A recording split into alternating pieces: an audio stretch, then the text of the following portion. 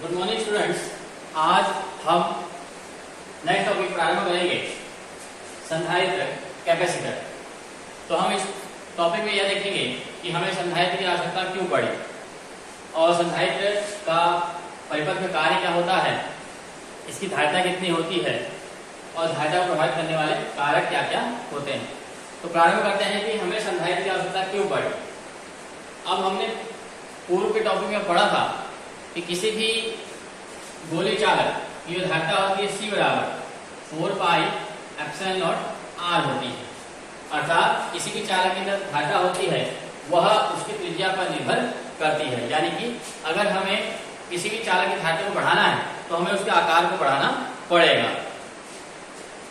तो इसी को आगे बढ़ाकर हम देखते हैं कि हम मान लेते हैं कि माना जो पृथ्वी है वह एक गोलीय चालक है और पृथ्वी को गोलीय चालक मानते हैं तो हम जानते हैं पृथ्वी की त्रिज्या R बराबर 6.4 × 10⁶ मीटर होती है। तो हम पृथ्वी की धारिता ज्ञात करते हैं तो C = 4 पाई एप्सिलॉन नॉट की वैल्यू ये रहेगी 1/9 × 10⁹ इंटू त्रिज्या 6.4 × 10⁶ C इक्वल टू, इसको सॉल्व करेंगे तो 6.4 अपॉन हो जाएगा 9 × 10⁶, ये पावर ऊपर जाएगा तो माइनस हो जाएगा -9। तो C इक्वल टू पॉइंट हटाएंगे तो 64/90 × 10⁻³ हो जाएगा।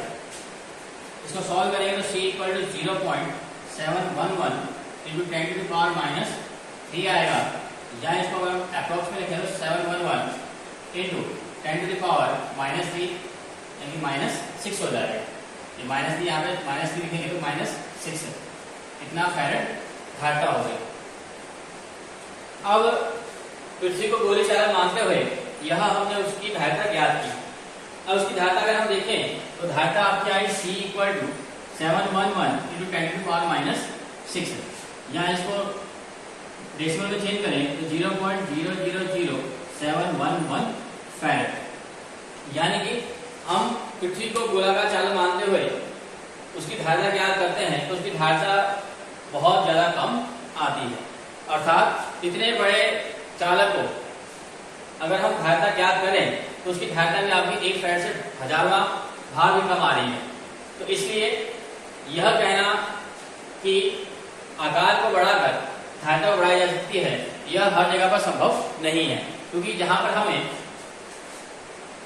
1 फैरेड 2 फैरेड ऐसे छोटे छोटे मान के लिए धारिता चाहिए होगी तो उसमें आपको बहुत ज्यादा बड़े चालक की आवश्यकता होगी धारिता को बढ़ाने के लिए। तो इसी के सॉल्यूशन के तौर पर एक कॉन्सेप्ट आया जिसे कहते हैं संधारित्र।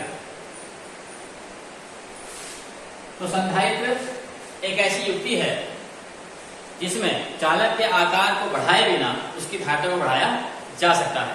यानी कि हम बिना किसी चालक के आकार में परिवर्तन कर उसकी धारिता को बढ़ा सकते हैं।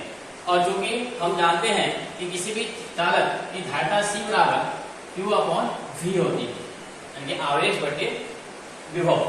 या इसको कह सकते हैं हम कि चालक की धारिता C inversely proportional to potential विभव V के। यानी कि विभव V को हम जितना कम करते जाएंगे चालक की धारिता उतनी ही बढ़ती जाएगी। इसी कॉन्सेप्ट को लेकर के संधारित्र की रचना की गई। तो संधारित्र 2 प्लेटों का युग्म होता है। संधारित्र 2 धातु की प्लेटों का युग्म होता है और इसमें एक प्लेट धनावेशित होती है और एक प्लेट ऋणावेशित होती है।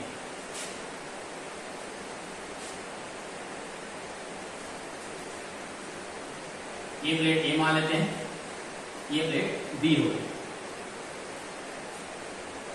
तो संधारित्र एक ऐसी युक्ति है जिसमें चालक के आकार में परिवर्तन किए बिना उसकी धारिता को बढ़ाया जा सकता है। अब देखिए इसमें संधारित्र में 2 प्लेटें होती हैं, धनावेशित प्लेट और ऋणावेशित प्लेट।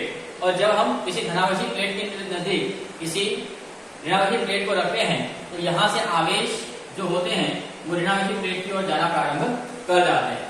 तो इससे क्या होता है कि इस प्लेट में से धनायन B प्लेट की ओर जाएंगे तो यहाँ पर धनायन का मान क्या हो जाएगा, कम हो जाएगा।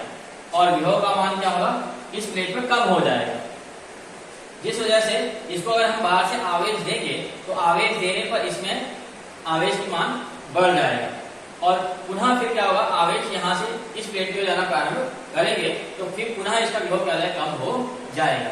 अर्थात इसमें आकार को बिना बढ़ाए हम इसको जितना आवेश प्रोवाइड कराना चाहें या जितना आवेश देना चाहें वो आवेश यह ग्रहण करता जाएगा। और या इस प्लेट को हम पृथ्वी से संबंधित कर दें, इस प्लेट को हम पृथ्वी से संबंधित कर दें प्लेट बी को, तो इससे भी क्या होगा आपका कि यहाँ से जो भी घटाएं जाएंगे वो यहाँ पर निरावेशित हो जाएंगे और यहाँ पर पुनः क्या होगा, आवेश कम हो जाएगा और यहाँ से आवेश प्रोवाइड कराते रहेंगे तो यह प्रोसेस निरंतर चलती रहेगी, जिस वजह से यह आवेश को संचय करता जाएगा। इस प्रकार संधारित्र बिना आकार को परिवर्तित किए अपनी धारिता को बढ़ा सकता है।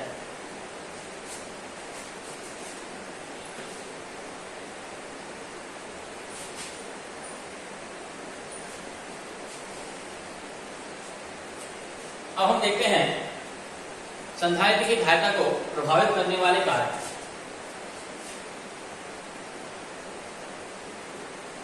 संधारित्र की धारिता को प्रभावित करने वाले कारक।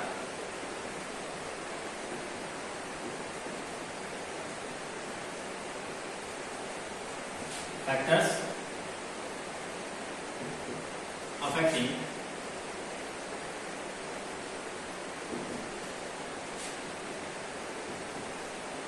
the capacitance of capacitor।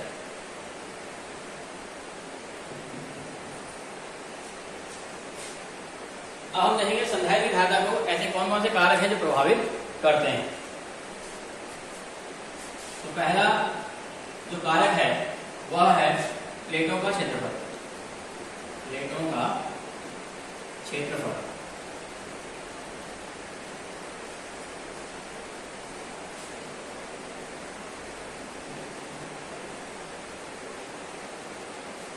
और संधारित्र में चूंकि दो प्लेटों का संयुग्मन होता है और इसमें यदि हम प्लेटों का क्षेत्रफल इंक्रीज करें, यदि प्लेटों का क्षेत्रफल अगर बढ़ाएं तो अगर प्लेटों का क्षेत्रफल अगर हम बढ़ाएंगे तो बढ़ाने से क्या होगा, ये ज्यादा से ज्यादा आवेशों का संग्रह करेगा।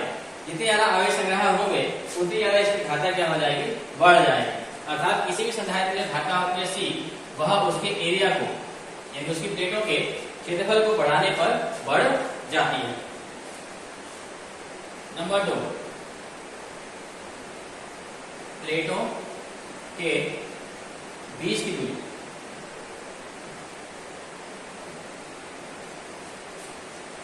अब सेम है, यदि हम प्लेटों को जितना पास पास रखेंगे, यदि हम प्लेटों को जितना पास पास रखेंगे उतना ही आवेश अधिकता से ऋणात्मक प्लेट की ओर जाएंगे और उतनी ही अधिकता से यह प्लेट के आवेश को ग्रहण करेगी। तो और अगर दूरी को हम बढ़ा देंगे तो धारिता क्या हो जाएगी, घट जाएगी। अर्थात C inversely proportional to D, यानी कि प्लेटों को हम जितना दूर रखेंगे धारिता घटेगी और जितना नजदीक लेकर आएंगे धारिता उतनी ही बढ़ जाएगी। नंबर 3, प्लेटों के बीच के माध्यम पर